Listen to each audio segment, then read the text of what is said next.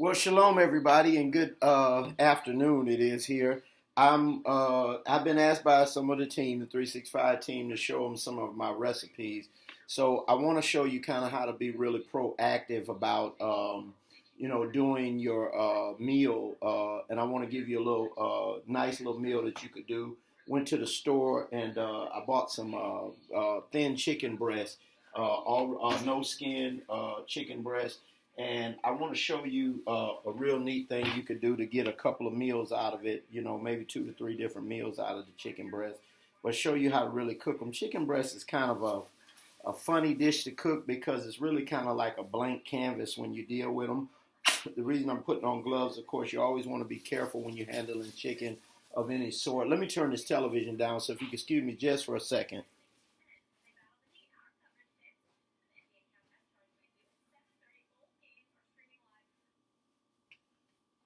All right, I'm coming back, so stay with me here. But I want to show you how to really, add some life to some chicken breast. So the first thing I'm going to do, I'm going to take some olive oil here, and let me try to bring this down some here where you can see me. I hope I don't get too far out of range here. And I want to put some olive oil, just enough to kind of coat. I know it looks like a lot, but it's really not because I have a real large skillet here. And I want to kind of coat the bottom of the bottom of it with olive oil. Now, to get some added flavor, one thing you could do is garlic. I always buy the already peeled garlic because it just cuts an extra step of the work out of it, if you would. And then what I do is let me bring this back up. Is I kind of just dice up the garlic real quick, I have to take a little bit more of my time because I got these gloves on, so I can't handle it as well as I normally do. I would have been flown through this by now.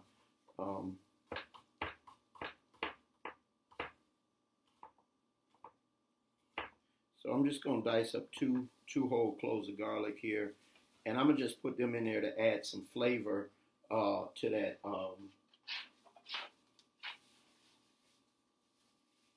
some flavor to the oil there. Now, real quick, the seasoning can be kind of simple. You don't have to get real complex with it. So what you want to do is a couple of things. You want to add some kosher salt. I give two pinches. You don't need a lot of this salt because it's so strong and potent. This here is called Slap Your Mama seasoning, tremendous seasoning. Has a whole lot of different flavors, a lot of different stuff going on inside of it. I use some Worcestershire pepper because it has some great flavors of that Worcestershire in it, which has a lot of different things going on in it, and you get a real potent flavor. And then finally some smoked paprika. All right, now I got several chicken breasts off in here, so I want to be kind of liberal. And then because I got on the gloves, I'm gonna go in and deal with this, then take off the gloves, and that gives me the ability to keep working. So that's why I wear gloves when I handle chicken. I don't like to do it barehanded and whatnot.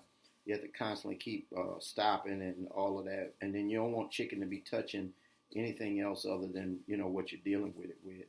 So handling it with one hand, and you get a good seasoning on every piece if you can, because you want to get a good flavor now. Because once you put it on that grease, you want that grease to be really nice and hot to get a good sear on both sides of the chicken. But once you lay it down, you don't really want to bother it. You want to let it really sear through. And what will happen is you'll see the sides of it start to look kind of white. And once they get a little bit white, you'll notice that the sear is about done, and that's a good time to want to flip it. So this is getting about where I need it to get. It's moving a little faster than what I wanted it to, but we good to go.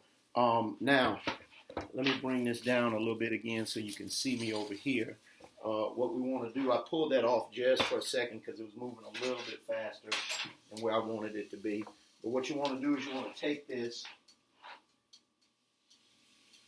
and you want to hear that sizzle right there. All right.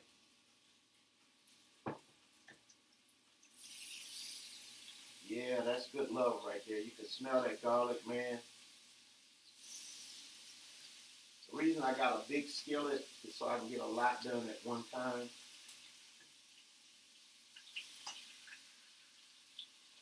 Now, I'm going to need some tongs. Let me pull these off. I'm going to need some of my tongs to try to get some movement to get this moving around in here where I can get all of them in there.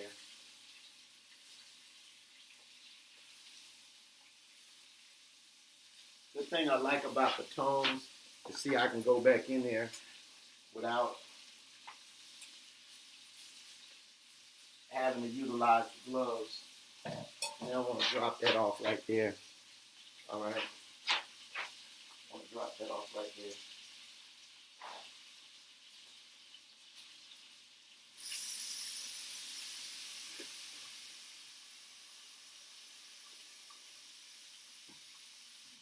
Now I'm automatically putting dishwashing liquid in there, getting that to get ready to get sanitized. All right, because you don't want to, again, you don't want to play around with chicken. Hold on one second. Now, the second thing is I've already got a pan that I've already pre-sprayed. I already got the oven set to 400 degrees. You want it at 400 degrees, all right? And again, you want to leave that chicken alone for, for that goodness to really get settled in there as much as you possibly can. And as it starts to get slightly white around the sides, that's when you know it's getting pretty much to being done. And what you want to do is once you get it on the pan, you want to drop it in a 400 degree oven for about 7, maybe 10 minutes maximum. But you got to kind of do the eye test. These are kind of thin, so see they're about ready. I probably shouldn't have touched it right there, but they're almost ready to go. But you want to get it, yeah, they're starting to get white around the side. You want to drop it in the oven for about 7 to 10 minutes, because what I'm going to do is once they come out, I'm going to let them get a good rest. You want them to rest so that the juices and all of that stuff can settle. You got a good moist chicken. You don't want to cut it too soon. And I'm going to cut half of it into fajitas. I'm going to cut the other half into chunks. And then once I cut them into chunks, yeah, that's beautiful. Once I cut them into chunks, I'll use them for a salad. And so you're getting multiple uses. One piece is going to be for a chicken sandwich.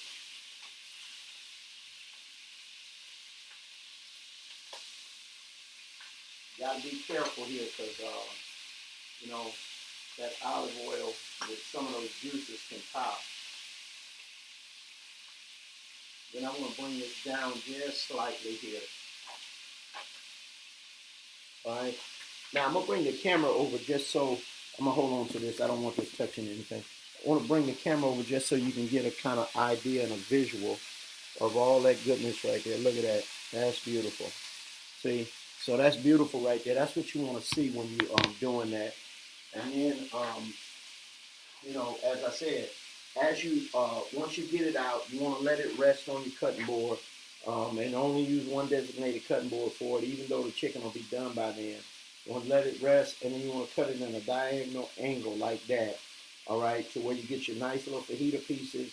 Save one for a chicken sandwich. Cut the other one up into squares for your chicken salad, and you got 3 uses for one chicken, all right? I call it the 3-in-1.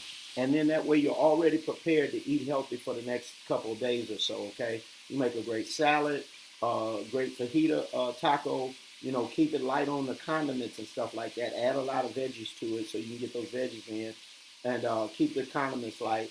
And then you got a good salad. And then you also got a great chicken sandwich out of it, all right? I hope you enjoyed this. And I'm out. Remember, 365 Live. Keep the party rolling. Because this is going to be the greatest year of your life if you operate with intention. I'm out.